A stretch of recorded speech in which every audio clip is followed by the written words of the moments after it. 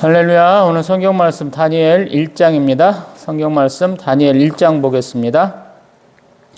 유다 왕 여호야김이 다스린 지 3년이 되는 해에 바벨론 왕 느부갓네살이 예루살렘에 이르러 성을 에워쌌더니 주께서 유다 왕 여호야김과 하나님의 전 그릇 얼마를 그의 손에 넘기심에 그가 그것을 가지고 신할 땅 자기 신들의 신전에 가져다가 그 신들의 보물창고에 두었더라. 왕이 환관장 아스부나스에게 말하여 이스라엘 자손 중에서 왕족과 귀족 몇 사람 곧 흠이 없고 용모가 아름다우며 모든 지혜를 통찰하며 지식에 통달하며 학문에 익숙하여 왕궁에 설만한 소년을 데려오게 하였고 그들에게 갈대아 사람의 학문과 언어를 가르치게 하였고 또 왕이 지정하여 그들에게 왕의 음식과 그가 마시는 포도주에서 날마다 쓸 것을 주어 3년을 기르게 하였으니 그 후에 그들은 왕 앞에 서게 될 것이더라. 그들 가운데는 유다 자손 곧 다니엘과 하나냐와 미사엘과 아세라가 있었더니 환관장이 그들의 이름을 고쳐 다니엘은 벨드사살이라 하고 하나냐는 사드락이라 하고 미사엘은 메삭이라 하고 아세라는 아벳느고라 하였더라. 다니엘은 뜻을 정하여 왕의 음식과 그가 마시는 포도주로 자기를 더럽히지 아니하리라 하고 자기를 더럽히지 아니하도록 환관장에게 구하니 하나님이 다니엘로 하여금 환관장에게 은혜와 공유를 얻게 하신지라. 환관장이 다니엘에게 이르되 내가 내 주 왕을 두려워하노라. 그가 너희 먹을 것과 너희 마실 것을 지정하셨거늘 너희 얼굴이 초췌하여 같은 또래의 소년들만 못한 것을 그가 보게 할 것이 무엇이냐. 그렇게 되면 너희 때문에 내 머리가 왕 앞에서 위태롭게 되리라 하니라.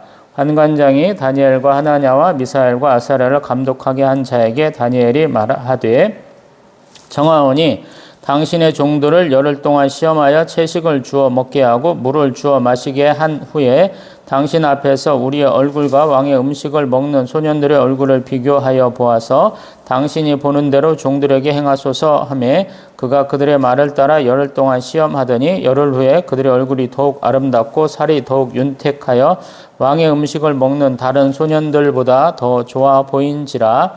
그리하여 감독하는 자가 그들에게 지정된 음식과 마실 포도주를 제하고 채식을 주니라. 하나님이 이 네 소년에게 학문을 주시고 모든 서적을 깨닫게 하시고 지혜를 주셨으니 다니엘은 또 모든 환상과 꿈을 깨달아 알더라. 왕이 말한 대로 그들을 불러들일 기한이 찼으므로 환관장이 그들을 느부갓네살 앞으로 데리고 가니 왕이 그들과 말하여 보매 무리 중에 다니엘과 하나냐와 미사엘과 아사랴와 같은 자가 없으므로 그들을 왕 앞에 서게 하고 왕이 그들에게 모든 일을 묻는 중에 그 지혜와 총명이 온 나라 박수와 술객보다 10배나 나은 줄을 아니라. 다니엘은 고레스 왕 원년까지 있으니라. 아멘.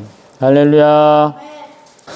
유대인 정경에서는 마지막 역사서 부분이 다니엘 또 우리 에스라와 느헤미야가 합쳐져 있고 그 다음에 역대가 한 권으로서 총 3권이 있거든요. 그래서 창세기를 시작했으니까 끝부분을 좀 보는 것도 괜찮겠다 해서 다니엘서를 볼 생각입니다. 먼저 이스라엘의 멸망 과정을 보면 북이스라엘이 멸망하고도 남유다는 상당 기간 생존을 했고요. 그러나 이렇게 BC 605년에 우리 1차 포로로 잡혀갔는데 그때가 여호야김 3년이었고 그때 포로로 잡혀간 사람 중에 대표적인 사람이 다니엘, 또 하나냐, 미사엘, 아샤라 같은 오늘 성경에 나오는 주인공들이고요. 그 다음에 2차가 BC 598년 때 우리 에스겔 선지자 또 모르드게 같은 사람들이 이렇게 여호야긴 왕과 같이 잡혀갔었고요. 또 BC 586년에 3차 포로 이스라엘이 멸망하게 되고 그 채 70년이 되기 전에 우리 고레스 왕 원년에 또 포로로 이렇게 다시 고향 땅으로 밟는 사람들이 생기게 되고 그 내용이 에스라, 느헤미야 이런 분들하고 연결이 됩니다. 이제 다니엘서 1장을 보면은 우리 다니엘이 어떻게 이렇게 살았는지가 언급이 돼요. 많은 분들이 성경을 보면서 나는 하나님의 말씀대로 순종하고 충성해서 복을 많이 받아야 되겠다 이런 표현을 하거든요. 근데 하나님이 우리에게 요구하시는 것이 얼마나 뼈아픈 것인지 얼마나 우리를 슬프게 하는 것인지 우리가 가늠하기가 힘들 때가 많아요. 다니엘이 아마 그런 경우인 것 같아요. 지금 포로로 잡혀갔는데 지금 소위 말해서 이 사람들을 무엇으로 쓰겠다라고 지금 지정을 해놓은 상태에서 양육을 받는 것이거든요. 근데 이 다니엘과 세 친구들이 가장 맨 처음에 접하게 된 것은 뭐냐면 우리가 하나님의 뜻대로 한번 살아보겠자 하는 뜻을 정했다 그래요. 우리 8절에. 그래서 자기가 먹는 음식부터 좀 가려보겠다 그러거든요. 지금 세계적으로 유명한 우리 식품들이 우리 이슬람에서는 할랄 식품이다. 그래서 우리나라에서도 조금 뭐 센세이셔널 돌풍을 일은 적이 있고요. 유대인들은 코셔라 그래서 우리 자기들 방식대로 이렇게 처리가 된 음식들이 유명하죠. 지금 이들은 유대인이니까 지금 느부갓네살 왕이 주는 바벨론에서 처리한 것과는 좀 맞지 않는다라는 거예요. 우리 레위기에서부터 더 앞으로 나가면 우리 노아의 방주 때, 노아의 홍수 때부터 정결한 짐승과 우리 부정한 짐승을 미리 정해는 놨죠. 그래서 그것들을 먹지 말아야 된다라고 얘기하고 있거든요. 그래서 이 세 사람은 뜻을 정했다, 네 사람은 뜻을 정했다 이러는 거예요. 그래서 그렇다 보니까 문제가 되는 건 뭐냐면 이들을 관리하는 사람이에요. 그래서 그 사람 환관장은 이름조차도 바꿨고 왕의 명령대로 행하려고 노력을 하는데 거기에 반기를 드는 우리 포로들이 있다라는 것이죠. 이 당시 바벨론은 대제국으로 이렇게 성장하고 있는 것이죠. 아시리아를 이어서 메소포타미아 지역과 우리 중근동 일대를 싹 장악한 강대국인데 굉장히 중한 집권적이었고 또 어떤 면에서 굉장히 포악한 거예요. 법률을 많이 세우는 장면을 보게 돼요. 우리 다니엘서를 보다 보면 참 법대로 하는구나 이런 표현을 좀 하게 되는데요. 그 법에 저항하는 것은 쉽지 않거든요. 근데 이 환관장이 조금 동조를 해주는 것 같아요. 처음에는 거절하는 것 같지만 이 환관장 아래에서 다니엘, 하나냐, 미사엘, 아사랴 네 사람을 감독한 자에게는 조금 이렇게 유도리가 있게 허락하는 것 같아요. 그래서 자기들의 음식을 좀 제한을 해서 채소하고 물만 먹게 해달라 그래요. 성장기 소년한테는 좀 육식이 필요한 것인데 이 네 사람은 그것을 좀 거부하는 면이 있죠. 근데 한 열흘 정도 시험해 보니까 조금은 다르더라. 오히려 고기를 먹지 않는데도 불구하고 이 소년들이 더 건강하기 때문에 허락을 했는데 그러고 나서 한 3년쯤 앞에서 양육을 한다라는 표현을 했었죠. 우리 1장 5절에서 3년을 기르게 한다 그랬어요. 3년쯤 아마 지난 다음에 왕이 부른 것 같아요. 그래서 포로로 잡혀온 우리 청년들 중에 나라에서 쓸만한 인재가 있는가 싹 봤더니 다니엘과 세 친구들이 굉장히 지혜가 있었다라고 만족했다 이렇게 말하고 있죠. 이만큼만 내용을 놓고 봅니다. 우리 교회를 다니다 보면 참 어이없는 일들이 많이 있어요. 제가 들은 얘기 중에 또 경험한 것 중에 어이없는 경우가 뭐냐면 하나님이 축복하셨는데 우리도 노력해야 된다라는 거예요. 그리고 그 노력 안에는 예배를 빠지는 것도 들어가더라고요. 특별하게 저는 청년부 이제 지도를 좀 여러 차례 해봤는데 청년들의 그 아버지, 어머니들이 그런 생각들을 참 많이 해요. 목사님이 보이는 곳에 예배, 대예배는 잘 드려도 청년부 활동은 하지 말고 가서 공부해 이런 얘기를 참 많이 한 것 같아. 뭐 고등학생들도 마찬가지고 뭔가 열심을 내서 해야지 안 그러면 안 돼 이렇게 말하는 것 같아요. 그래서 뭐 부모가 기도하고 교회가 기도해주고 본인이 노력해서 좋은 직장 잡기도 하고 또 좋은 대학 가기도 하죠. 근데 그러고 나온 문제예요. 예배는 어떤 면에서는 훈련인데 우리 습관처럼 몸에 이렇게 배야 되는 것인데 그 가장 중요한 시간에 이렇게 자기 몸에 배지 않으면 결국에는 예배를 안 드리는 사람이 되더라고요. 그렇기 때문에 참 우습게 되는 것이죠. 우리 하나님은 성공을 위해서 섬기는 게 아니고 하나님은 그냥 좋아서 하나님은 영광을 위해서 섬긴다 이렇게 바뀌어야 되는데 내가 성공하기 위해서 드린다라는 생각을 하게 되니까 이게 하나님과는 좀 멀어지는 결과를 가져오더라라는 거예요. 부교육자 시절에 바라보던 담임 목사님들의 가장 큰 잘못 중에 하나가 그거더라고요. 예배를 잘 안 지키는 애가, 안 드리는 애가 세상에서 성공했다고 그놈들 불러놓고 박수를 치더라라는 거예요. 충분히 가능성이 있죠. 교회의 자랑이 될 수 있으니까. 근데 반대로 예배 잘 드리는 학생들, 예배 잘 드리는 대학생들, 예배 잘 드리는 청년들은 어떻게 느낄지를 생각을 안 하고 그런 행동들을 하시더라고요. 그 사람들은 상대적 박탈감을 느끼거든요. 난 뭐야? 그러거든요. 내가 어렵고 힘든 환경 가운데서도 이 시간만은 하나님과 함께하는 시간, 하나님께 드리는 시간이야. 그래서 주일날을 온전히 하나님께 바치는 우리 청년부들이 굉장히 많거든요. 토요일 날부터 나와갖고 힘쓰는 우리 중고등부 학생들이 많이 있거든요. 그럼 그 아이들은 뭐냐는 거예요. 굉장히 우스운 결과죠. 성경도 지금 그걸 얘기를 해요. 야, 네가 노력해서 되는 것이냐, 하나님이 주시는 것이냐라는 거예요. 우리는 항상 믿음과 행함을 많이 들어왔기 때문에 야고보서에서 항상 행해야 된다 알고 있어요. 근데 그보다 더 중요한 것이 내가 기준을 잘 세웠느냐 하는 것이에요. 그 기준이 하나님의 마음에 합당하냐라는 것이거든요. 성경을 읽다 보면 그런 경우가 참 많아요. 아니, 이 사람들은 어떻게 이렇게 행할 수 있지? 어떻게 이런 기준을 세울 수 있지? 이렇게 우리가 항상 바라보게 되거든요. 10대 소년, 아마 부모하고 친척하고 가까운 사람들은 다 죽는 것을 봤을 거예요.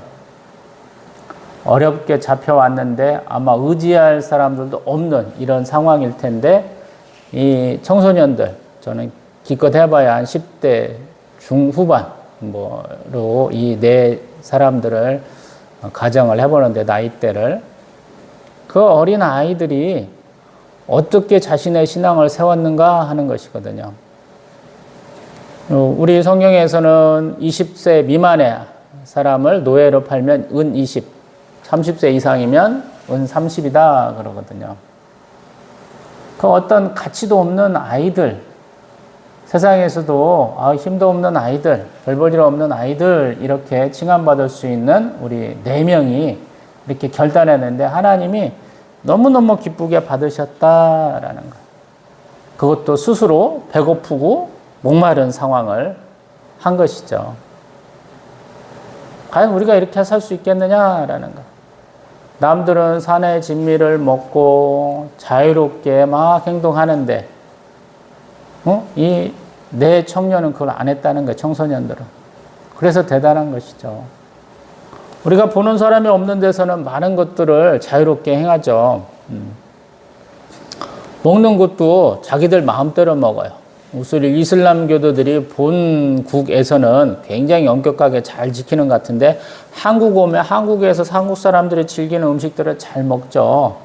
돼지고기도 잘 먹고 우리나라 사람들이 잘 먹는 것들을 잘 먹어요. 그러고 나는 안 먹었어 이렇게 말하는 것 같기도 하고요. 근데 이 청년들도 아마 청소년들도 그러한 유혹을 받았을 것인데 그걸 이겨냈다라는 거예요. 내가 살았던 근데 망했던 그 나라 백성이 섬기던 하나님이 말씀하신 율법을 내가 지켜보겠어요 라고 결단했다는 것이거든요. 그래서 이 4명의 청년 내지는 청소년이 대단한 거예요. 어떤 사람에게는 아무 가치 없는 거예요.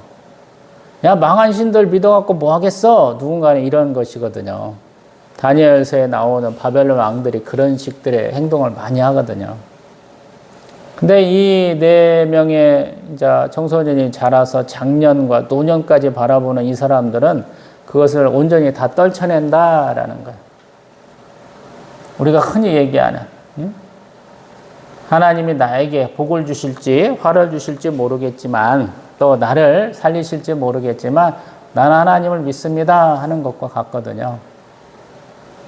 그래서 이 다니엘서가 너무 대단한 것 같아요.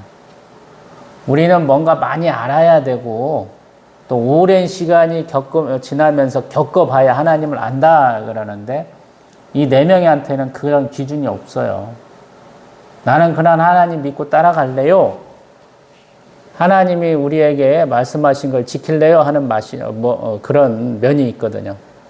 우리가 룻기를 보다 보면 굉장히 당황스럽죠. 자기 시어머니, 자기 시아버지, 자기 시아버지, 뭐라고 해야 돼요? 자기 남편도 죽고, 자기 시아주머니도 죽는 그 상황에서 우리 룻은 내가 따라갈래요. 어머니를 따라갈래요 하고 자기들을 복주지 아니한 자기에게도 복이 없을 것 같은 그 하나님의 백성, 그 백성이 믿었던 하나님을 믿고 따르겠습니다 하고 고향 땅으로 돌아오는 장면이 있잖아요. 그걸 보면서 어떤 사람에게는 참 망할 길을 가네. 근데 어떤 사람에게는 참 장엄하게 느껴지잖아요. 하나님 아무 힘도 없는 것 같으시고 하나님 복 주시지 않는 것 같은데 나는 믿고 따라갑니다. 그래서 그때부터 삶의 변화가 생기잖아요. 어렵고 힘들게 시어머니 고향에 가서 그곳에서부터 첫날부터 밖에 나가서 일해야 되는데 날품팔이 해야 되는데 그가 간 곳이 하필이면 자기 인생을 바꿔줄 만한 사람의 밭으로 가게 되고 그날 또 열심히 또 사람들이 도와줘서 아무것도 먹을 것도 없는데 세찬 먹는 사람들이 십시일반 나눠줘서 먹을 것이 해결이 되고 열심히 나달들 주셨더니 이삭을 주었더니 뭐 한 달치쯤 되는 그런 품삯에 해당하는 양을 이렇게 얻어가지고 시어머니께 갖다 드리는 그런 장면이 있잖아요. 지금도 거의 그거에 맞먹는 순간이 아닌가 싶어요. 아무도 믿지 않고 또 스스로 자기가 그 상황에서 이렇게 하지 않아도 남들이 다 인정할 만한 상황 가운데서 홀로 치열한 영적 전쟁을 하고 있는데 우리 청소년들의 모습을 보잖아요. 하나님이 함께 하시잖아요. 그 수많은 이스라엘 백성들 다 죽어갈 때 하나님 눈 감고 계시는 것 같은데 이스라엘이 망할 때 아무도 하나님을 이렇게 바라보지 않고 하나님 뜻대로 살지 않는 것 같아서 몇 명의 선지자들만 하나님 잘 믿고 따라야 된다 이러고 있는 것 같은데 그 멸망해 가는 무리들 가운데 또 포로로 잡혀간 사람 가운데 이러한 믿음의 우리 소년들이 있다라고 그러니까 얼마나 대단한지 모르겠어요. 이게 하나님의 역사 방식인지 모르겠어요. 하나님의 경영 원칙인지 모르겠어요. 대다수가 하나님을 따르지 않을지라도 그 중에 흙 속의 진주와도 같은 그런 사람들이 있더라라는 거. 자격도 없고 자질도 없고 능력도 부족한 것 같은 그러한 사람들이 있더라라는 거. 자신의 처지를 한탄하지 않고 자신의 환경 탓을 하지 않고 온전히 내가 하나님 바라보겠습니다 라고 결단하고 행해서 이렇게 하나님의 축복함을 받는 자들이 있더라라는 거예요. 이사야 선지자가 그렇게 얘기했던 너희들에게 싹이 있고 뭐 줄기가 있고 너희들에게 하나님 메시아를 주실 것이야. 이 말씀이 수많은 사람들에게 공허한 메아리가 되었지만 아마도 이 사람들은 그것을 꿈꾸고 있었고 그것을 믿었던 것 같아요. 그러니까 이렇게 결단하는 것이죠. 한 번 거절당하고 두 번 거절당하고 그러면 힘들 것인데 그러한 거듭된 거절 가운데서도 뜻을 세우고 계속적으로 조건을 만들어내고 그 조건이 온전히 이렇게 수락되는 것을 봄으로써 자기의 뜻을 관찰하는 모습을 보게 된다라는 거예요. 신앙도 대부분 이렇죠. 처음부터 올 그린라이트, 처음부터 끝까지 그냥 파란불이어갖고 멈출 필요도 없이 쭉 가는 게 아니고 가다 보면 빨간불이고 조금 기다리다 보면 파란불로 바뀌고 또 가다 보면 빨간불이고 조금 더 기다리면 초록불 되고 이런 것이죠. 시련이 있고 극복해내면 또 다른 시련이 있고 또 그것을 극복해내다 보면 목적지에 와 있는 것이죠. 내가 아무 힘도 들이지 않고 성장하지도 않고 가는 것이 아니고 하나님 주신 그 기회마다 그 장애물을 다 넘다 보니까 나는 성장해 있는 모습이 되는 것이죠. 그리고 내가 성장하는 모습을 보면서 다른 사람도 바뀌는 거예요. 내 안에 있는 고난과 환난과 시련을 온전히 이렇게 나쁘게 볼 것이 아니고 내가 그것을 극복해내고 내가 그것을 성장의 밑거름으로 삼을 때 내 주변에 있는 사람들도 네가 믿는 사람이구나. 네가 믿는 하나님이라면 나도 한번 관심을 가져보고 싶다. 이렇게 되는 것이죠. 이 조그만한 별 볼 일 없는 우리 신상우와 같은 나이대일 수도 있다라는 생각을 하는데 이렇게 어린 나이의 아이들이 결단하는데 하나님은 그들에게 복을 주신다라는 것. 대단한 것이죠.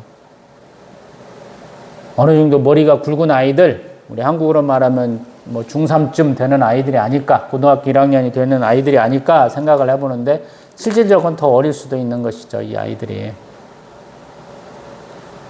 하나님은 그런 어린아이의 소망을 이뤄주시는 것이죠. 그래서 하나님은 능력의 하나님이시고 창조주, 심판주, 구세주, 섭리주의 하나님이다라고 우리가 선포할 수 있는 것이죠. 그리고 참 감사한 것은 뭐냐면 하나님은 우리에게 특별한 은총을 더하신다라는 거예요. 지혜와 지식을 더하실 때도 우리에게 달란트들을 주신다라는 거예요. 그리고 그 달란트는 하나님이 하나님의 백성에게 주실 때 어떤 우리에게 큰 사역들을 감당하게 하시는 것이다 라고 볼 수 있겠죠. 그래서 다니엘이 받은 달란트는 꿈 해석이죠. 그리고 꿈 해석을 통해서 포로로 잡혀간 이스라엘 백성들이 도움을 받게 되죠. 이게 하나님 뜻이에요. 우리 하나님이 10가지 재앙으로 애굽 왕 바로와 그 백성들을 칠 때 고센 땅에 있는 이스라엘 백성들은 보호하셨죠. 똑같은 상황이 된 거예요. 고국에서는 에레미야 선지자가 외치고 포로로 잡혀간 곳에는 에스겔 선지자가 있고 또 다니엘이 있고 에스더 왕비가 있고 또 돌아와서는 우리 스룹바벨이 있고 에스라 학사가 있고 또 느헤미야가 있고 이렇게 하시는 거죠. 하나님은 한 사람에게 모든 걸 맡기는 게 아니고 여러 명에게 자기에게 맡겨진 합당한 일을 함으로써 합력하여 선을 이뤄가게 하시는 것이다. 이렇게 말할 수 있겠죠. 그래서 나에게는 역할이 없어. 나는 누리기만 하면 돼. 이것도 잘못된 것이에요. 제가 항상 예배에는 내가 참여하는 거예요. 또 내가 예배를 이끌어 가야 되는 것이에요. 많은 교회 예배가 목사님과 우리 성가대, 우리 또 우리 찬양팀, 이런 아주 소수의 인원들이 다수를 섬기는 것이다 라고 착각하는데 아니에요. 나도 예배의 당사자예요. 내가 하나님께 드리는 거예요. 목사님이 설교하실 때 나에게 축복의 말씀을 주시고 권면의 말씀을 주실 때 아멘 아멘 잘하는 것도 내가 그것이다. 내가 그 사람이다 라고 증명하는 거예요. 합창단, 성가대, 찬양팀이 찬양할 때 큰 소리는 아니더라도 같이 따라해주고 호응해주는 것이 하나님이 기쁘게 받으시는 거예요. 예수님은 그런 것을 가장 크게 강조하신 분이잖아요. 가장 가까이에서 눈 마주치면서 말씀하신 분 아닙니까? 너무 많이 밀리면 우리 갈릴리 호수에서는 배에 타고 앉으셔서 조금 배를 좀 띄워라 라고 말씀하시면서 또 집에서도 우리 성전에서도 자꾸 말씀하시던 분이잖아요. 오늘도 마찬가지거든요. 하나님 말씀의 대언자로 목사님을 세우신 거예요. 또 다른 교육자를 세우신 것이다 라는 생각이 듭니다. 말씀을 맺습니다. 내가 하나님의 백성임을 굳이 증명할 필요는 없어요. 근데 내가 그것을 증명해야 될 때가 있어요. 하나님 주시는 기회에 우리 어떤 하나님 주시는 축복의 기회다라고 정의할 수 있는 때거든요. 그것은 내가 있을 때, 누가 있든 없든 내가 하나님의 말씀대로 산다라는 거예요. 누가 있든 없든 나 혼자 있을 때도 남들 시선 의식하지 않고 하나님을 잘 따르고 하나님 뜻에 우리 순종해야 되는 거. 그걸 지금 보여주는 거. 포로로 잡혀간 이 청소년들이 쉽게 말하면 10대 초반부터 10대 중후반에 이르는 이 소년들이 보여준 것이다 라고 믿어져요. 한 군데 찾아보고 말씀 맺습니다. 시편 8편 2절 시편 8편 2절 말씀 찾아보고 같이 읽고 마치겠습니다. 주의 대적으로 말미암아 어린 아이들과 젖먹이들의 입으로 권능을 세우심이여 이는 원수들과 보복자들을 잠잠하게 하려 하심이니이다. 아멘. 하나님은 어린아이 입으로 이렇게 복음이 선포되게 하셔요. 우리 사복음서를 보면 마태, 마가, 누가, 요한복음을 보면 예수님의 예루살렘 입성 장면이 있어요. 근데 예루살렘 입성할 때 어린아이들이 호산나 다윗의 자손이여 이 말씀을 굉장히 좋아했다 그래요. 그래서 성전에서 아이들이 막 떠들고 다닌 거예요. 근데 그 모습을 본 대제사장들과 장로들은 굉장히 마음에 안 들어가지고 예수님한테 따지잖아요. 어떻게 이런 일을 하느냐 그러잖아요. 하나님 그런 자들을 쓰신 거예요. 어린애들을 쓴 거예요. 지금도 마찬가지예요. 능력의 하나님께서 분명히 바벨론 군대를 다 없애실 수도 있는데도 불구하고 이스라엘이 쫄딱 망하게 하시고 힘없어서 잡혀가는 이 4명의 청소년들을 통해서 역사하신 거예요. 이 하나님의 방식. 그래서 내가 신앙생활을 오래 했다. 아니면 내가 신앙생활을 너무 조금 했다. 이런 걸로 구분되는 게 아니에요. 내가 성경에서 너무 잘 알아. 내가 성경에서 너무 몰라. 아니라는 거예요. 내가 하나님의 뜻대로 살겠습니다. 라고 결단하는 그 결단, 그 마음, 그 기준을 하나님이 기뻐하신다. 라고 말씀드릴 수 있겠죠. 기도합니다.